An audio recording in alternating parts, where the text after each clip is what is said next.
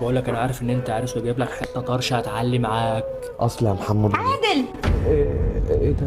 صوت العروسه شافتني ايه ده؟ طيب جاي لك اهو، تستني. الله يبارك فيك يا محمد، الله يبارك فيك يا حبيبي. توكل على الله انت، الله يخليك الله يخليك يا حبيبي. ايه ده؟ ايه ده؟ ايه يا عروسه؟ في ايه يا عروسه؟ ايه اللي انت كنت بتاخده ده؟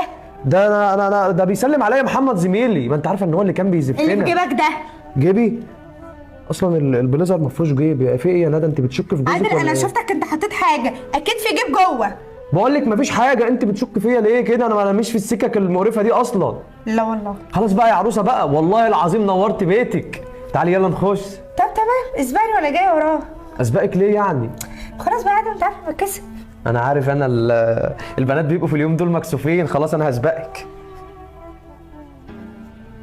جاي لك يا واد يا حبيبتي. هلف بقى انا السجاره ديت واجي لك يا ندى. انا مش مطمنه.